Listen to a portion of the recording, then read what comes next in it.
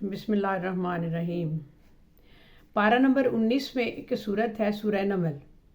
اس میں ہدہد پرندہ کا ذکر ہے جو ملک سبا کی ملکہ کی خبر لاتا ہے اور اس کا ایمان لانا اس میں شامل ہے، اور لوط اور سمود کی اقوام کے اوپر جو قہر نازل ہوا اس کا بھی اس میں ذکر ہے۔ بہت سے بچوں کو اس بات کا علم نہیں، اس لیے اس کا ترجمہ پیش کیا جا رہا ہے، ملاحظہ کیجیے۔ بسم اللہ الرحمن الرحیم۔ شروع اللہ کے نام سے جو بڑا مہربان نہایت رحم والا ہے۔ یہ قرآن یعنی کتاب روشن کی آیتیں ہیں، مومنوں کے لیے ہدایت اور بشارت ہے، اور جو نماز پڑھتے اور زکوٰۃ دیتے ہیں، اور وہ جو آخرت پر یقین رکھتے ہیں، اور وہ لوگ آخرت پر جو ایمان نہیں رکھتے، ہم نے ان کے اعمال ان کے لیے راستہ کر دیے ہیں تو وہ بھٹکتے پھر رہے ہیں۔ یہی لوگ ہیں جن کے لیے برا عذاب ہے اور وہ آخرت میں بھی نقصان اٹھانے والے ہیں۔ اور تم کو یہ قرآن اس حکیم و علیم کی طرف سے عطا کیا جاتا ہے۔ جب موسیٰ نے اپنے گھر والوں سے کہا کہ میں نے آگ دیکھی ہے اور میں وہاں سے رستے کا پتہ لاتا ہوں، یا کوئی شعلہ یعنی ایک انگارہ تمہارے پاس لاتا ہوں تاکہ تم آگ تاپو۔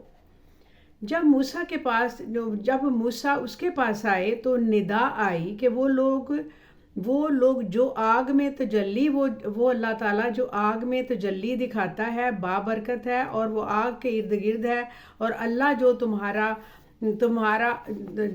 پروردگار ہے وہ عالم ہے اور پاک ہے۔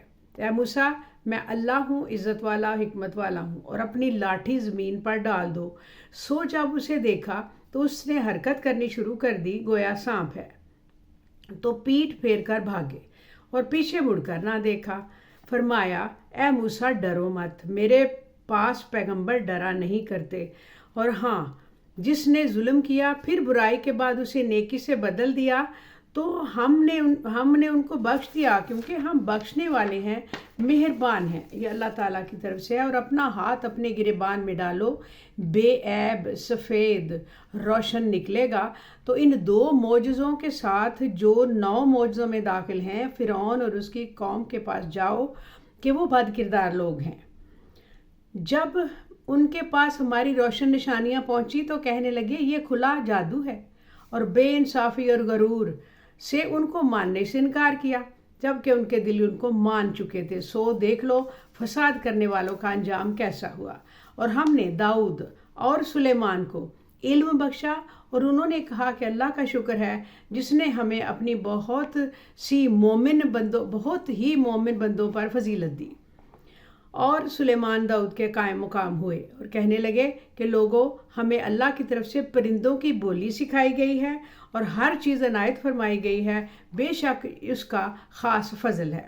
اور سلیمان کے لیے جنوں اور انسانوں اور پرندوں کے لشکر جمع کیے گئے، پھر ان کی جماعتیں بنائی گئیں، یہاں تک کہ جب چیونٹیوں کے میدان میں پہنچے تو ایک چیونٹی نے کہا، چیونٹیوں اپنے اپنے بلوں میں داخل ہو جاؤ، ایسا نہ ہو کہ سلیمان اور اس کے لشکر تم کو کچل ڈالیں اور ان کو خبر بھی نہ ہو۔ تو وہ اس کی بات سے ہنس پڑے، کہنے لگے کہ اے پروردگار، مجھے توفیق عطا عنایت فرما کہ وہ جو احسان تو نے مجھ پر کیا، میرے ماں باپ پر کیے ہیں، ان کا شکر ادا کروں اور ایسے نیک کام کروں کہ تو ان سے خوش ہو جائے اور مجھے اپنی رحمت سے اپنے نیک بندوں میں داخل فرمائے۔ اور جب انہوں نے پرندوں کا جائزہ لیا تو کہنے لگے کہ کیا سبب ہے کہ مجھے ہدہد نظر نہیں آتا؟ کیا کہیں غائب ہو گیا ہے؟ میں اسے سخت سزا دوں گا، اس کو ذبح کر ڈالوں گا، یا میرے سامنے اپنی بے قصوری کی واضح دلیل پیش کرے۔ ابھی تھوڑی ہی دیر گزری تھی کہ ہدہد موجود ہوا، کہنے لگا کہ مجھے ایک ایسی چیز معلوم ہوئی ہے جس کی آپ کو خبر نہیں، اور میں آپ کے پاس ملک سبا سے ایک یقینی خبر لے کر آیا ہوں۔ میں نے ایک عورت دیکھی ہے کہ ان لوگوں پر حکومت کرتی ہے اور ہر چیز اسے میسر ہے، اور اس کا ایک شاندار تخت ہے۔ میں نے دیکھا ہے کہ وہ اور اس کی قوم اللہ کو چھوڑ کر آفتاب کو سجدہ کرتے ہیں، اور شیطان نے ان کے اعمال انہیں آراستہ کر دکھائے ہیں اور ان کو رستے سے روک رکھا ہے، پس وہ رستے پر نہیں آتے اور نہیں سمجھتے کہ اللہ کو جو آسمانوں اور زمین میں چھپی چیزوں کو ظاہر کر دیتا ہے اور تمہارے پوشیدہ اور ظاہر اعمال کو جانتا ہے، کیوں سجدہ نہ کرے؟ اللہ کے سوا کوئی عبادت کے لائق نہیں، وہی عرش عظیم کا مالک ہے۔ سلیمان نے کہا، اچھا، ہم دیکھیں گے کہ تو نے سچ کہا یا تو جھوٹا ہے۔ یہ میرا خط لے جا اور ان کی طرف ڈال دے، پھر ان کے پاس سے ہٹ جانا اور دیکھنا وہ کیا جواب دیتے ہیں۔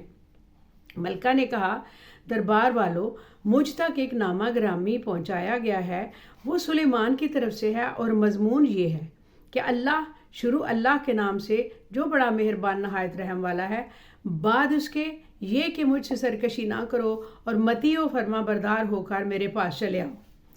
خط سنا کر کہنے لگی کہ اے اہل دربار، میرے اس معاملے میں مجھے مشورہ دو، جب تک تم حاضر نہ ہو اور صلاح نہ دو میں کسی کام کا فیصلہ نہیں کیا کرتی۔ وہ بولے کہ ہم بڑے زوراور ہیں، سخت جنگجو ہیں اور حکم آپ کا اختیار میں ہے، تو وہ جو حکم دیجیے گا اس کے انجام پر نظر کر لیجیے گا۔ اس نے کہا کہ بادشاہ جب کسی شہر میں داخل ہوتے ہیں تو اس کو تباہ کر ڈالتے ہیں اور وہاں کے عزت والوں کو بھی ذلیل کر دیا کرتے ہیں، اس طرح یہ بھی کر دیں گے، اور میں ان کی طرف کچھ تحفہ بھیجتی ہوں اور دیکھتی ہوں کہ قاصد کیا جواب لے کر آتا ہے۔ پس جب قاصد سلیمان کے پاس پہنچا تو سلیمان نے کہا، کیا تم مجھے مال سے مدد دینا چاہتے ہو؟ سو جو کچھ اللہ نے مجھے عطا فرمایا ہے اور وہ اس سے کہیں بہتر ہے جو تمہیں دیا ہے، حقیقت یہ ہے کہ اپنے تحفے سے تم ہی خوش ہوتے ہوگے، مجھے اس سے کوئی فرق نہیں پڑتا اور میں اللہ تعالیٰ کا ماننے والا ہوں۔ ان کے پاس واپس جاؤ، اب ہم ان پر ایسے لشکر لے کر حملہ کریں گے جن کے مقابلے کی ان میں طاقت نہ ہوگی، اور ان کو وہاں سے بے عزت کر کے نکال دیں گے اور وہ ذلیل ہوں گے۔ سلیمان نے کہا، اے دربار والو، کوئی تم میں ایسا ہے کہ قبل اس کے کہ وہ لوگ فرما بردار ہو کر ہمارے پاس آئیں، ملکہ کا تخت میرے پاس لے آؤ؟ جنات میں سے ایک طاقتور جن تھا، کہنے لگا کہ قبل اس کے کہ آپ اپنی جگہ سے اٹھیں اس کو آپ کے پاس لا حاضر کرتا ہوں، اور مجھے اس پر قدرت بھی حاصل ہے اور امانت دار بھی ہوں۔ ایک شخص جس کو کتاب الہی کا علم تھا کہنے لگا کہ میں آپ کی آنکھ کے جھپکنے سے پہلے اسے آپ کے پاس حاضر کیے دیتا ہوں۔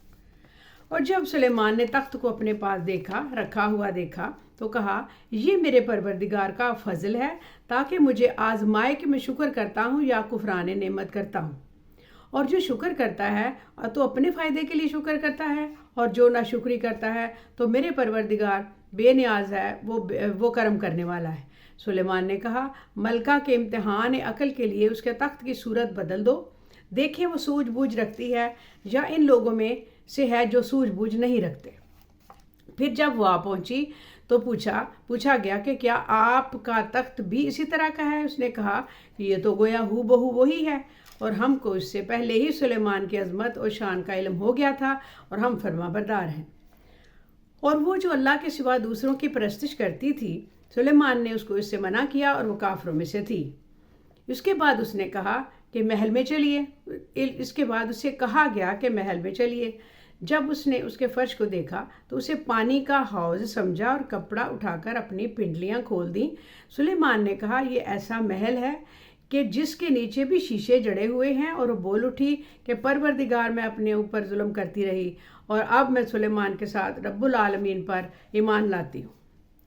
اور ہم نے سمود کی طرف ان کے بھائی صالح کو بھیجا کہ اللہ کی عبادت کرو، تو وہ دو فریق ہو کر آپس میں جھگڑنے لگے۔ صالح نے کہا، کیا قوم، تم بھلائی سے پہلے برائی کے لیے کیوں جلدی کرتے ہو اور اللہ سے بخشش کیوں نہیں مانگتے؟ تم پر وہ رحم کرنے والا ہے۔ وہ کہنے لگے، تم اور تمہارے ساتھی ہمارے لیے برا شگون ہے۔ صالح نے کہا کہ تمہاری بدشگونی اللہ کے پاس ہے، بلکہ تم ایسے لوگ ہو جن کی آزمائش کی جاتی ہے۔ اور شہر میں 9 شخص تھے جو ملک میں فساد کیا کرتے تھے اور اصلاح سے کام نہیں لیتے تھے۔ کہنے لگے کہ اللہ کی قسم کھاؤ کہ ہم رات کو اس پر ان کے گھر والوں پر ایسا شابہون ماریں گے، پھر اس کے وارثوں سے کہہ دیں گے کہ ہم تو اس کے گھر والوں کے موقع ہلاکت پر تھے ہی نہیں، اور ہم سچ کہتے ہیں۔ اور وہ ایک چال چلے، ہم نے بھی ایک تدبیر کی اور ان کو کچھ خبر نہ ہوئی، تو دیکھ لو ان کی چال کا انجام کیسا ہوا، اور ہم نے ان کو اور ان کی قوم کو سب کو ہلاک کر ڈالا۔ اب یہ گھر ان کے ظلم کے سبب الٹے پڑے ہیں، یہ لوگ علم رکھتے ہیں، ان کے لیے ایسی نشانیاں ہیں۔ اور جو لوگ ایمان لائے اور ڈرتے تھے ان کو ہم نے نجات دی۔ اور لوط کو دیکھ لو، اس کو یاد کرو، جب انہوں نے اپنی قوم سے کہا کہ تم بے حیائی کے کام کیوں کرتے ہو جبکہ تم دیکھتے ہو؟ کیا تم عورتوں کو چھوڑ کر لذت حاصل کرنے کے لیے مردوں کی طرف مائل ہوتے ہو؟ حقیقت یہ ہے کہ تم احمق لوگ ہو۔ تو ان کی قوم کے لوگ بولے تو یہ لوگ اس کے سوا ان کا کچھ جواب نہ تھا کہ لوط کے گھر والوں کو اپنے شہر سے نکال دو، یہ لوگ پاک بننا چاہتے۔ تو ہم نے ان کو اور ان کے گھر والوں کو نجات دی، مگر ان کی بیوی اس کی نسبت ہم نے مقرر کر رکھا تھا کہ وہ پیچھے رہنے والوں میں سے ہے، اور ہم نے ان پر می برسایا۔ سو جو می ان لوگوں پر برسا جو ان کو مطلع کر دیا گیا تھا برا تھا۔ کہہ دو سب تعریف اللہ کے لیے ہے اور اس کے ان بندوں پر سلام ہے جن کو اس نے منتخب فرمایا، اور بھلا اللہ بہتر جاننے والا ہے، اللہ سب کچھ جانتا ہے، اور سب اس یا وہ جن کو یہ اس کا شریک بناتے۔ بھلا اس نے آسمانوں اور زمین کو پیدا کیا، اور کس نے تمہارے لیے آسمان سے پانی برسایا؟ پھر ہم نے اس سے سرسبز باغ اگائے۔ تمہارا کام تو نہ تھا کہ تم ان کے درختوں کو اگاتے؟ تو کیا اللہ کے ساتھ کوئی اور بھی معبود ہے؟ ہرگز نہیں، بلکہ یہ لوگ رستے سے الگ ہو رہے ہیں۔ بھلا کس نے زمین کو قرارگاہ بنایا اور اس کے بیچ میں نہریں بنائیں، اور اس کے لیے پہاڑ بنائے، اور اس لیے کہ دو دریاؤں کے بیچ اوٹ بنائی؟ یہ سب کچھ اللہ نے بنایا، تو کیا اللہ کے سوا کوئی اور معبود بھی ہے؟ ہرگز نہیں، بلکہ ان میں اکثر علم نہیں رکھتے۔ بھلا کون بے قرار کی التجا قبول کرتا ہے جب وہ اسے دعا کرتا ہے، اور کون اس کی تکلیف کو دور کرتا ہے، اور کون تم کو زمین پر اگلوں کا جانشین بناتا ہے؟ یہ سب کچھ اللہ کرتا ہے، تو کیا اللہ کے سوا کوئی اور معبود بھی ہے؟ ہرگز نہیں، مگر تم بہت کم غور کرتے ہو۔ بھلا کون تم کو جنگل اور دریاؤں کے درمیان میں راستہ بتاتا ہے؟ کون ہواؤں کو اپنی رحمت کے آگے خوشخبری بنا کر بھیجتا ہے؟ یہ سب کچھ اللہ کرتا ہے، تو کیا کوئی اس کے علاوہ کوئی اور معبود بھی ہے؟ ہرگز نہیں، یہ لوگ تو شرک کرتے ہیں، اور اللہ کی شان اس سے بلند ہے۔ بھلا کون خلقت کو پہلی بار پیدا کرتا ہے، پھر اس کو دوبارہ پیدا کرے گا؟ اور کون تم کو آسمان اور زمین سے رزق دیتا ہے؟ یہ سب کچھ اللہ کرتا ہے، تو کیا اللہ کے ساتھ کوئی اور معبود بھی ہے؟ ہرگز نہیں۔ کہہ دو کہ مشرکو، اگر تم سچے ہو تو دلیل پیش کرو۔ کہہ دو کہ جو لوگ آسمانوں اور زمین میں ہیں اللہ کے سوا غیب کی باتیں نہیں جانتے، اور نہ یہ جانتے ہیں کہ کب زندہ کر کے اٹھائے جائیں گے، بلکہ آخرت کے بارے میں ان کا علم ختم ہو چکا ہے، بلکہ یہ اس کی طرف سے شک میں ہیں، بلکہ یہ اس سے اندھے ہو رہے ہیں۔ اور جو لوگ کافر ہیں کہتے ہیں کہ جب ہم اور ہمارے باپ دادا مٹی ہو جائیں گے تو کیا ہم پھر قبروں سے نکالے جائیں گے؟ یہ وعدہ ہم سے ہمارے پہلے باپ داداؤں سے بھی کیا گیا ہے، پہلے سے ہوتا چلا آیا ہے۔ کہاں کا اٹھنا، کیسی قیامت؟ یہ تو صرف پہلے لوگوں کی کہانیاں ہیں۔ کہہ دو ملک میں چلو پھرو، دیکھو کہاں گناہ گاروں کا انجام کیا ہوا، اور ان کے حال پر غم نہ کرنا، اور ان چالوں سے جو یہ کر رہے ہیں تنگ دل نہ ہونا، اور کہتے ہیں کہ اگر تم سچے ہو تو یہ وعدہ کب پورا ہوگا؟ کہہ دو جس عذاب کے لیے تم جلدی کر رہے ہو شاید اس میں سے کچھ تمہارے نزدیک آ پہنچا ہے، اور تمہارا پروردگار تم لوگوں پر فضل کرنے والا ہے، لیکن ان میں سے اکثر شکر نہیں کرتے۔ اور جو باتیں ان کے سینوں میں پوشیدہ ہوتی ہیں اور جو کام وہ ظاہر کرتے ہیں، تمہارا پروردگار ان سب کو جانتا ہے، اور آسمانوں اور زمین میں کوئی چیز پوشیدہ نہیں ہے مگر یہ ایک کتاب روشن میں لکھی ہوئی ہے۔ بے شک یہ قرآن بنی اسرائیل کے سامنے اکثر باتیں جن میں وہ اختلاف کرتے ہیں بیان کر دیتا ہے، اور بے شک یہ مومنوں کے لیے ہدایت اور رحمت ہے۔ تمہارا پروردگار قیامت کے روز ان میں اپنے حکم سے فیصلہ کر دے گا، اور وہ غالب ہے، علم والا ہے۔ تو اللہ پر بھروسہ رکھو، تم تو صاف حق پر ہو۔ کچھ شک نہیں کہ تم مردوں کو بات نہیں سنا سکتے، اور نہ بہروں کو جب کہ وہ پیٹھ پھیر لیں آواز سنا سکتے ہو، اور نہ ان اندھوں کو گمراہی سے نکال کر رستہ دکھا سکتے ہو۔ تم تو انہی کو سنا سکتے ہو جو تمہاری آیتوں پر ایمان لاتے ہیں، پھر وہ فرما بردار بھی ہو جاتے ہیں۔ اور جب ان کے بارے میں عذاب کا وعدہ پورا ہوگا تو ہم ان کے لیے زمین میں سے ایک جانور نکالیں گے جو ان سے باتیں کرے گا۔ یہ ہم اس لیے کریں گے کہ لوگ ہماری آیتوں پر ایمان نہیں لاتے تھے، اور جس روز ہم ہر امت میں سے ایک بڑے گروہ کو جمع کریں گے جو ہماری آیتوں کی تکذیب کرتے تھے، پھر ان کی جماعت بندی کی جائے گی، یہاں تک کہ جب سب آ جائیں گے تو اللہ فرمائے گا کہ کیا تم نے میری آیتوں کو جھٹلا دیا تھا، حالانکہ تم نے اپنے علم سے ان کا احاطہ تو کیا ہوا تھا۔ भला तुम क्या करते रहते थे।